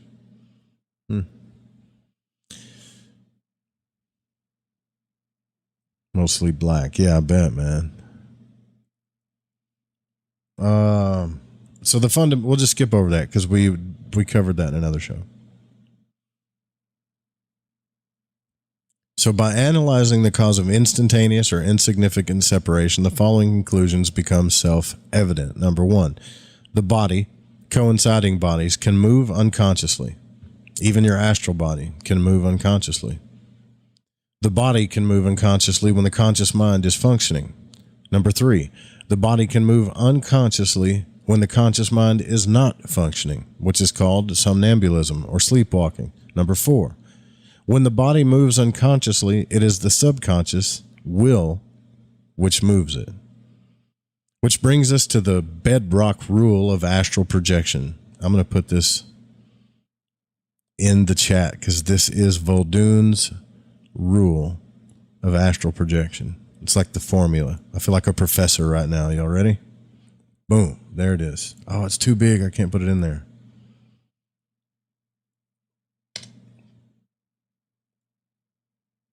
How about this? I'm going to put the rest of it in there and then I'll say it.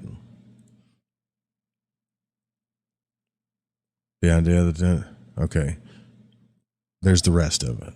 Right. Sorry, radio listeners, give me just a second. There's Vuldoon's bedrock rule of astral projection. There it is. If the subconscious will, if your unconscious will, you know what the will is, right? If the subconscious will becomes possessed of the idea to move the body, coinciding bodies, your astral body and your physical body, and the physical counterpart is incapacitated. So your subconscious has to have the will to move the body while your physical body is incapacitated. The subconscious will moves the astral body independent of the physical, and intentional and unintentional projection both result from the same causes. And I would, from my experience, agree with that. There's the end of it. And here's the funny thing about that. What is the biggest thing that they talk about in the esoteric or in the occult? Real occultists. You know, I'm not talking about looking for Illuminati symbols in the sky and letters and things. I'm talking about what do real occultists write about the most? the will is the most important thing, right? And even Crowley's OTO thing, love is the law, but love is under will, right? So your will is what moves everything. So studying the will even help you learn to astral project. So when your subconscious will, which the will is directly related to the subconscious, this is why we have such a hard time figuring out what our purpose is, or why we're here, or what we really want to do. Underneath is your actual will, the will, right? So if the subconscious will becomes possessed of the idea to move the body, and when he says body, he means the coinciding bodies of the astral and your physical body, which are one thing. So if your subconscious will decides to move, but only the physical counterpart is incapacitated, the subconscious will moves the astral body, your etheric double, independent of the physical. Intentional and unintentional projection both result from the same causes. Again, this isn't dreaming. This is how you separate it from the dreaming world and remote viewing. You're actually trying to move your body. And dude, this is the best definition I've ever heard of that. Because that day I set up and had that projection, the peeling out projection, it felt 101% like I was moving my body. I've told the story 100 times on a million different podcasts, but when I sat up on the couch, I actually pushed my elbow down like this and sat up, turned to the right, and I made sure that I never kept moving. And at that point in time, I thought I was in my body. It did not feel different at the time whatsoever. None.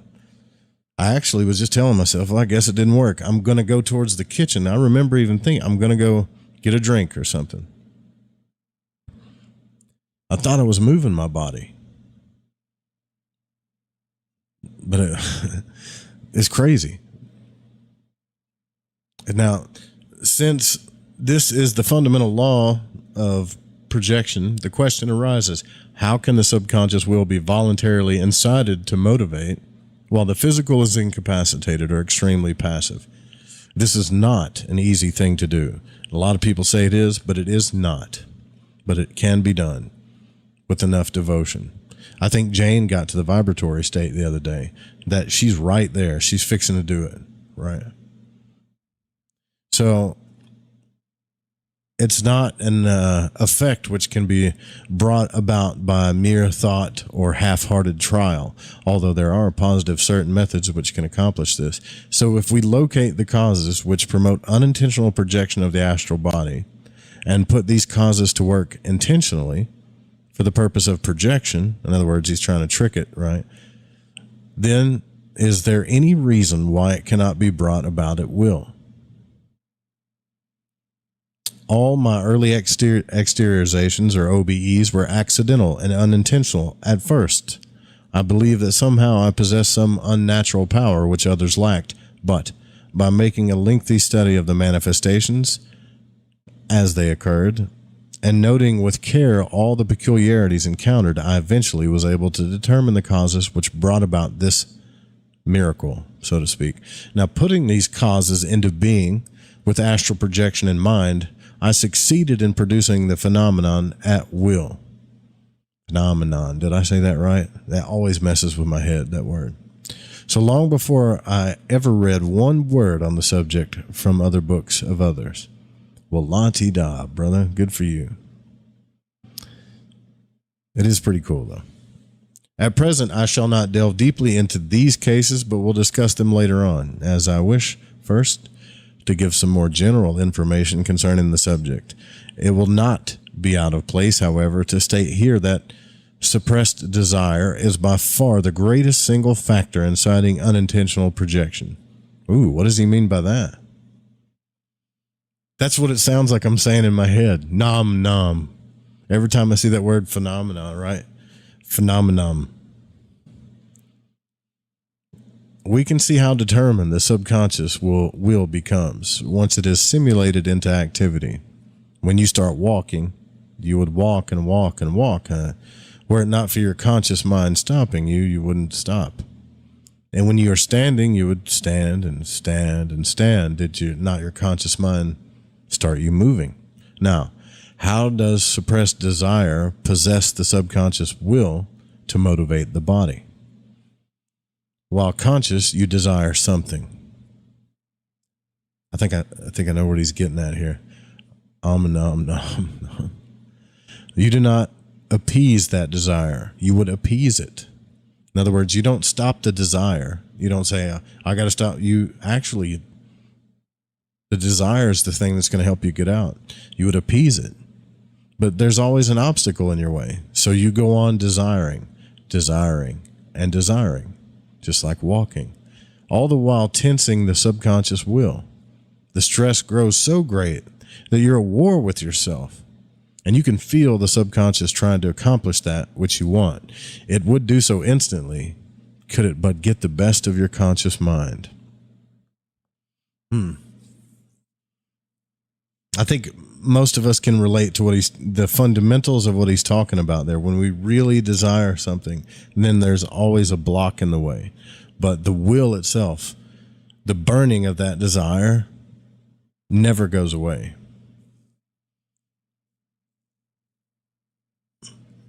At least most of us, unless we're numb, have felt that, I would hope, right? There are times in my life as a man that I totally understand what he's talking about. Could go pull up trees, man. But it's like it's not just whatever is underneath that burning fire is the will, right? So at this point, the subconscious will is all set to move. And anyways, that's when it's really big, your desires, right? But when you walk or do anything, you have a will or a desire to do so, right? So at this point, the subconscious, this is why that relates to fire in the occult world. At this point, the subconscious will is all set to move. It's ready to go. The minute you try to hinder it, no more. So while you sleep, the conscious mind can no longer tell the subconscious will no. And the subconscious will tries to project the body to the spot desired. Now, if the sleeping subject were physically incapacitated, the astral body would just project. So what do I mean, he says, by physically incapacitated? Simply that the body is not in an active enough condition to respond. The instant the subconscious will begins to move. That's it. So as a rule, during sleep, the body is not in the same active condition which it is while it's awake. Duh. The heart is beating slower, and the whole mechanism is below the level which it attains when normally awake. If the subject is morbid, the physical mechanism will not respond at once, which points more convincingly to the contention made that the weaker the subject, the more easily can the separation take place, providing the sickness be of a sedative nature. And I've not seen, he's 100% right about that. It's just a fact, but I've not seen anybody write or talk about it. Probably because we don't want to promote morbid reasons for getting out of body. That's just crazy. Here's a quote from Walsh in The Psychology of Dreams. He goes on to say, once sleep has actually begun, certain changes take place in the physical structure. The heart and respiratory rates become slower, less forcible. There is a fall in blood pressure, a warmth of the skin, an increased production of sweat. The stomach, intestines, kidneys, liver, and other organs are active, though at a lessened pace. And since the amount of work required by the physical structure is much less than when awake, these parts are enabled to rest. And since repair exceeds waste, the various structures are sufficiently recuperated after a due amount of sleep. We know that to be true, of course. So by physically incapacitated is meant a condition of unusual passivity. It doesn't mean dead or anything like that. Whether the subject be bound through illness or soundly sleeping, so that he will not become instantly active when the subconscious will becomes possessed to move the body. Consider the somnambulist, the sleepwalker.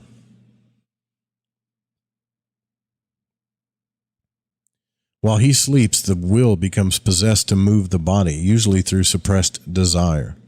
The sleeper rises from his bed and walks about in coincidence because his physical body is not inactive enough, not incapacitated to be behind time.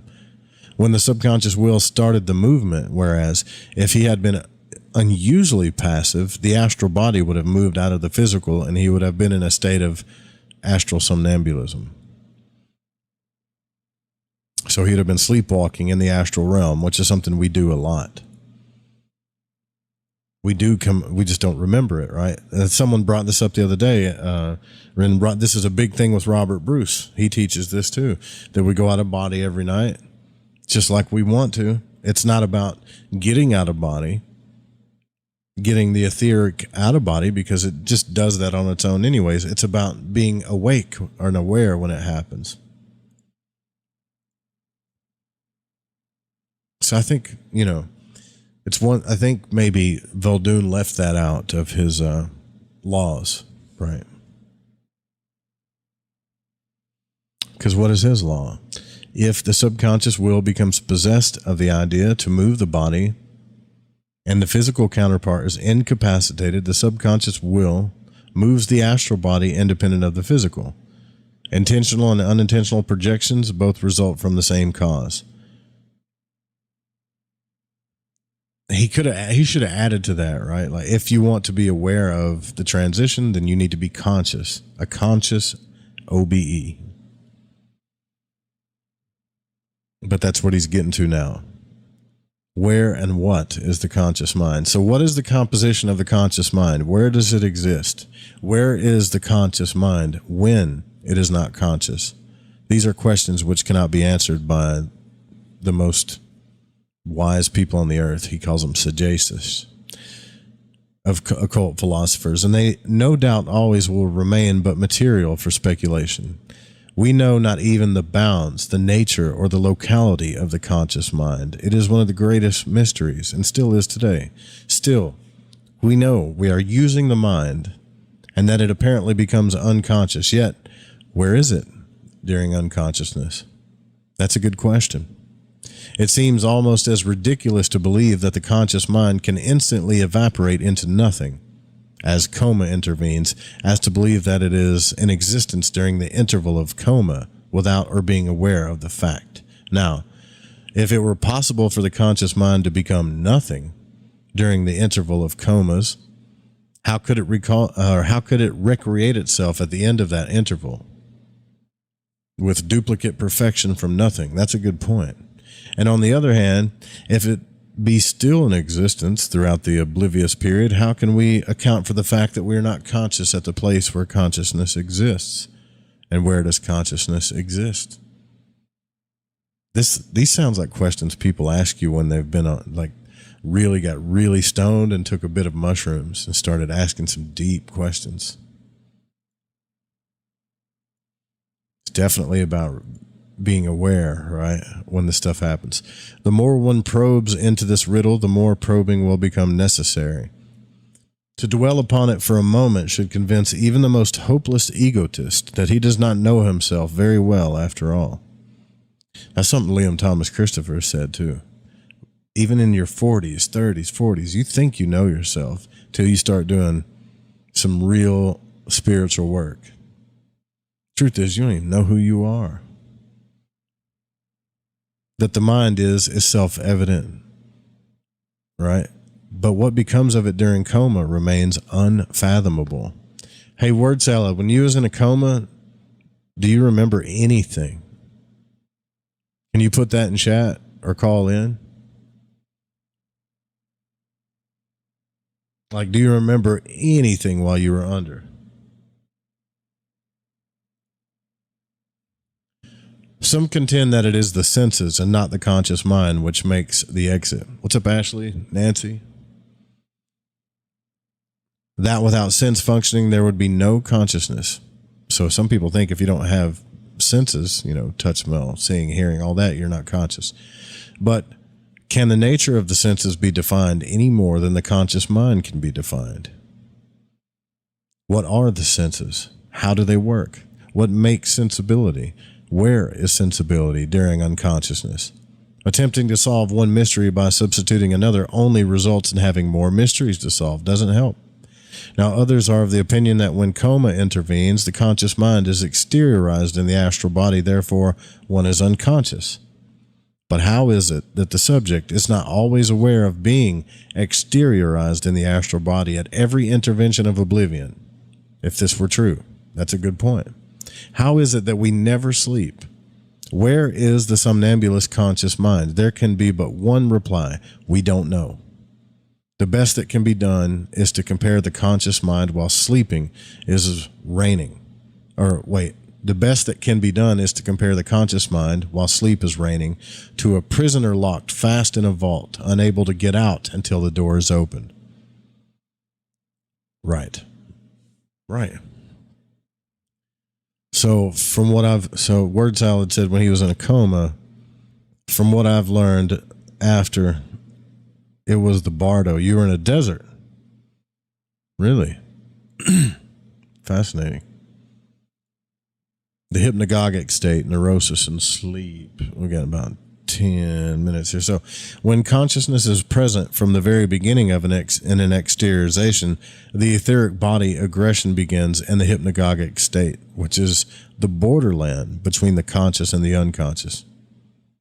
So of the hypnagogic state, Walsh says, quote, before going to sleep, we must pass through an unnoticed stage of half waking, half sleeping, termed the hypnagogic state.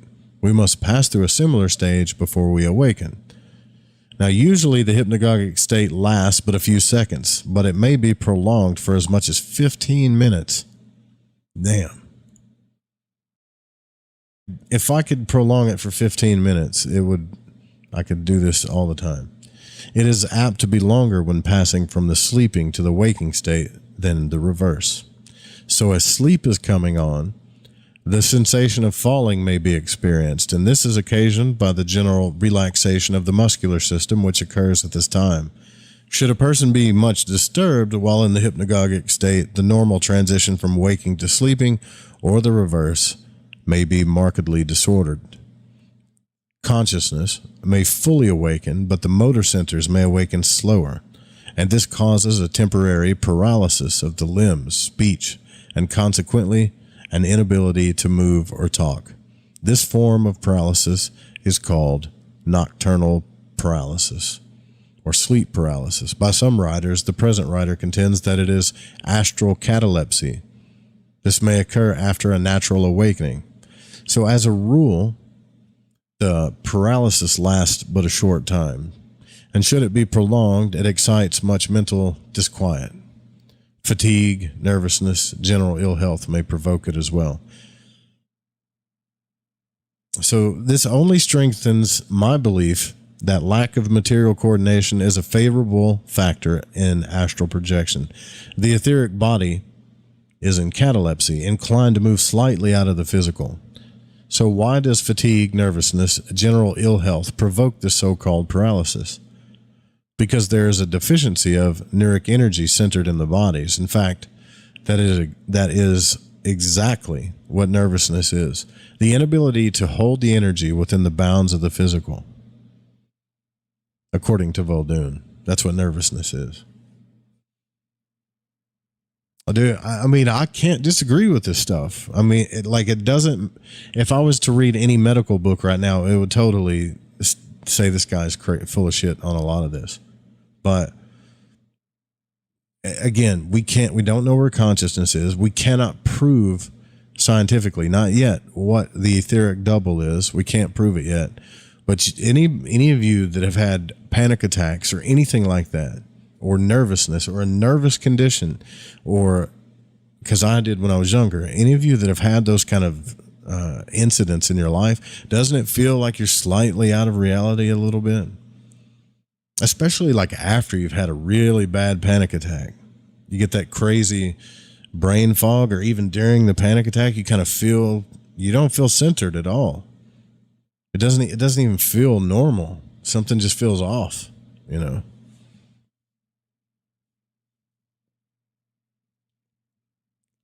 Lack of water, yeah, that could do it too. Lack of water, that may be why you were in the desert too, though. Who knows? So energy, according to Vuldoon, is cosmic, omnipresent. It can flow into and out of the etheric counterpart, which is a veritable condenser of that energy.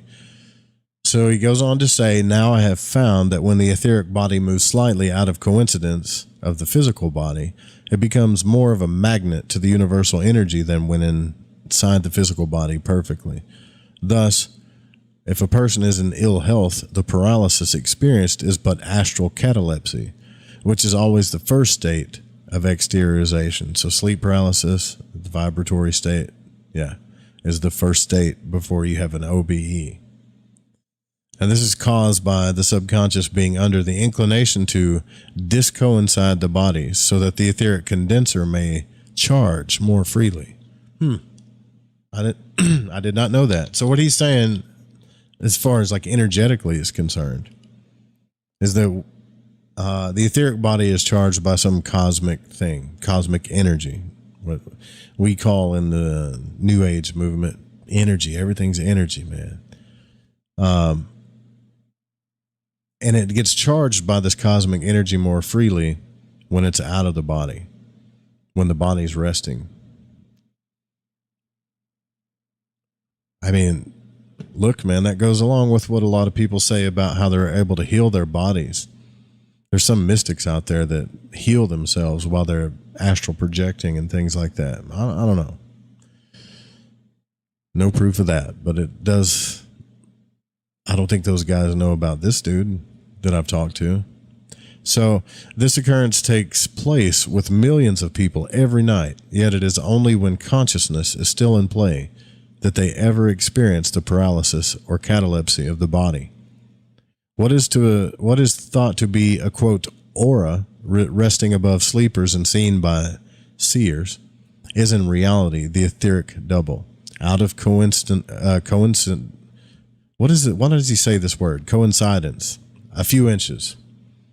Oh, as a rule in normal persons, consciousness is lost before this phenomenon begins. So what he's saying is you're not seeing people's auras. I had a person that used to say that, man, I can see this glow around you and it's this color. And he's saying sometimes what you're seeing is their etheric double kind of outside the body a little bit. It is not difficult to understand that if consciousness is desired throughout a complete projection, the hypnagogic state is the ideal place for the aggression to begin. Catalepsy with consciousness is more apt to occur in passing from sleeping to waking than in the reverse. A trial will prove convincingly of that. If consciousness begins to function a little too strongly, after the subconscious has effected a slight separation on entering sleep, the phantom, or the etheric double, is more apt to coincide again than it would be in a similar condition when waking from sleep.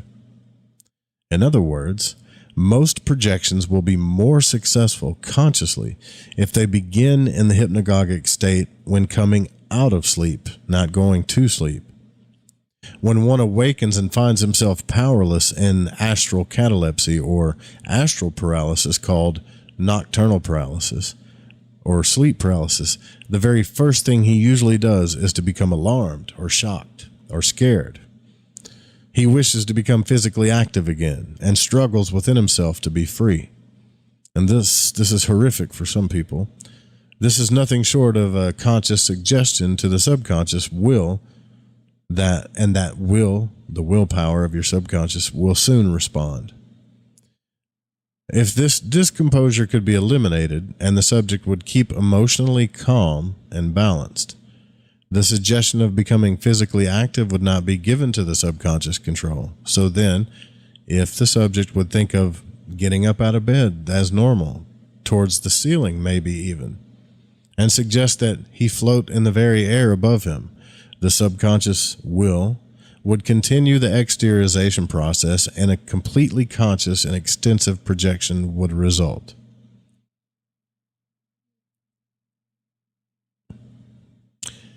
I might try this more because I get out of bed slow. The only time I've ever jumped up out of bed and took off running is like if I knew I was late for something.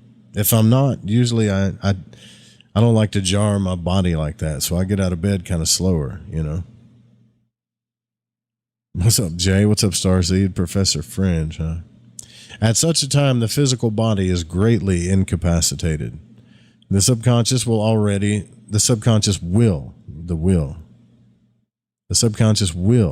already has the astral entity in its power. It is merely a matter of what suggestion is given to that will, which determines whether the phantom will continue to move out or will move back into coincidence with the physical body again. It is exactly the same as walking. Once you are in motion, the subconscious will is in control. But the moment you give a conscious suggestion that you need to stop walking, you stop. So, when you are consciously in astral catalepsy, if you then suggest that you wish to become physically active again, that's what's going to happen. So perhaps you will reply to this as a friend of mine did by saying, I'd like to see the fellow who wouldn't get excited on awakening and finding himself paralyzed, right? Yet, I've done this, and I wager that anyone can bring about an extensive conscious projection if he keeps emotionally calm and gives the right suggestions when he does awaken and finds himself paralyzed. I've done it a million times, man. I've woke up and just been like I can't, trying to wake up and I'm still paralyzed a little bit.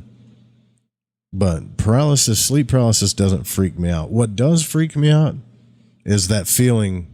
I don't know if you guys get this, but and I've recorded myself to make sure this wasn't happening, but when you get paralyzed and you're right in between that sleep state, like there's like this moment where I feel like I can't feel my heart beating, or maybe I'm not breathing, but what it is, it's just like my whole center relaxing, and it relaxes so much that I feel like my heart stopped and I'm not breathing. I did this night after night until I recorded myself on audio and camera and realized I was just relaxing. I didn't stop breathing. I didn't stop snoring. I probably need to get a sleep study though, just to be sure. But Ryan says jumping out of bed is the worst. Yeah, I think it's bad for you, but I don't know. I'm not a doctor. A comfy stretch with some what is that? Thought makes a way better day. Yeah. So to be sure, what does he say? Yeah, I would wager this. It's the same law we use every day of our lives when we walk about, directing the power that does the walking by conscious suggestion. So, to be sure, it is no easy matter for one to prevent himself from becoming emotional at the supernormal, especially when he himself is in the grips of it. Yeah, it's hard to say, hey, just stay calm. It's hard to tell anybody that, right? But like all things supernormal, conscious projection soon loses its awe as one becomes more accustomed to it. I said the same thing to someone that came to me and was asking me about, man, I want to get out of body, but sleep paralysis just freaks me out. And I said to them, do you ever think about the fact that you're just fearing the sleep paralysis so much that when it happens, it freaks you out? Like, maybe you should face that fear. I know it sounds cliche, but like actually go through sleep paralysis 10, 15, 20 times until you're just like, whatever. Get comfortable with it. Then you'll be getting out of body all the time like it's nothing, All right. Most conscious projections are ruined at the outset merely because the action of the phantom brings about an unpleasant sensation, which in turn causes emotion. The following rule may well be applied to this phenomenon.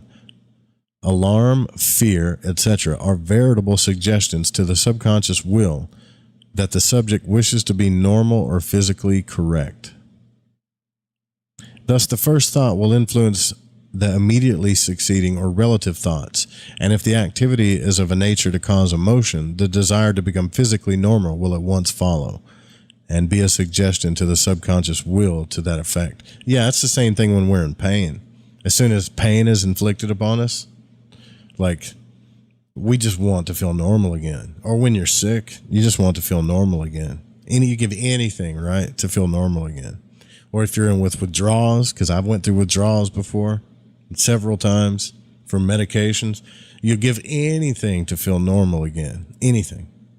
So imagine the torture of sleep paralysis. You'd feel, if it tortures you, what he's actually saying is that it's natural for us to want to feel normal in our bodies. It's not natural for us to want to be paralyzed or be out of body or feel that way.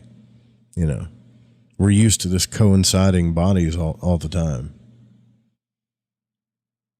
So thus the first thought will influence the immediately succeeding or relative thoughts, and if the activity is of a nature to cause emotion, the desire to become physically normal will at once follow and be a suggestion to the subconscious will to that effect. Conscious projection is more liable to take place just as the first conscious thought makes its appearance, before the phantom moves into the air or after it extensively projected and is upright, either emotive or somnambulating. The stages between are more promotive of unpleasant emotion. And I think we'll probably stop there and pick up on this. No, I can finish it. This is the end of the chapter. Right here. Hold on. So when one becomes trained and has practiced this, the instant he has his first conscious thought, he will instinctively associate it with rising into the air instead of becoming uneasy, and will use every conscious effort to keep himself calm through what is about to happen. That's right. So that's going to stop you. Like if you feel paralyzed or you get into that, there's that unpleasant feeling in the hypnagogic state, vibrations or paralysis or whatever the feeling is. Like, in my opinion, you should get excited and happy because you're about to have an out-of-body experience. But even if you have that emotion, if you're not balanced emotionally, if you're not just calm, it's going to negate the transition, you know. So it's astonishing how really easy this is to do after it's been accomplished once. It is like a hesitating man about to take an airplane ride. Should he suddenly awake and find himself in the takeoff, that makes total sense. Like if you freaking out about airplanes and you just woke up and all of a sudden you're in takeoff, right? So it's going to feel crazy. Should he suddenly awake and find himself in the middle of takeoff, he would immediately say, let her go. This is going to feel funny, but here goes nothing, right? So it may seem paradoxical that the action of the phantom will affect the emotions and that the emotions will affect the action of the phantom. However, such is the case. It also may seem contrary to received opinion that nervousness is a factor favorable to detachment and that the emotions must be calm. Still, this too is true. However, were it not for such unnatural conditions involved in the production of astral projection, everyone would be doing it. Yeah, if it was easy, everybody would be doing it. Conscious astral projection never will be accomplished by anyone who cannot control his emotions, according to Vuldoon. So if you got problems controlling your emotions, you're going to have problems getting out of body, son. So the next, yeah,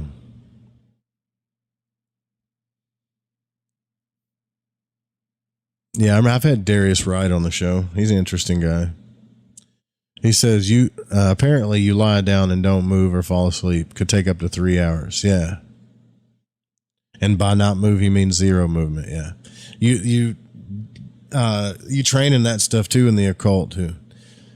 The asana meditations, like you start out learning how to relax, and then you learn not to move, even if you have the slightest little itch or anything that's bothering you that makes you want to itch it, scratch it, move it, whatever. It's crazy, like, because you start feeling like, oh shit, I can't relax, and my body's aware of all the stuff. But if you do it enough, eventually it doesn't bother you, and you can just be totally still. All right. That's it. Tuesday's gone with the wind. Right. I think later on Jess will be on Fringe FM. Top of the next hour, she'll be on. And for the supporters or Patreons or whatever, I'll be hanging out in the after show chat here for a little bit if you guys want to discuss any of the stuff we talked about tonight. If not, we'll see you tomorrow night. Good night, y'all. Sweet dreams. Night, night. Love you.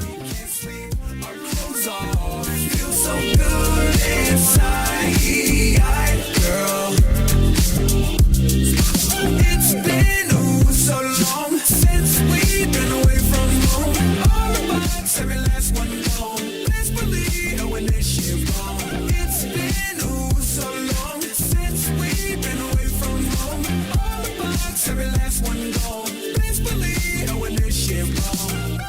What's the reason why we should do this tonight? Spend the night, spend the night, spend the night, spend the night. So much you won't see without open eyes. Close eyes, close sight, close mind, close mind. New feelings is bringing in. What's this tone I'm singing in? Your eyes are twinkling, my lips are tingling. You are my synonym. You're my best friend in the world. All this adrenaline.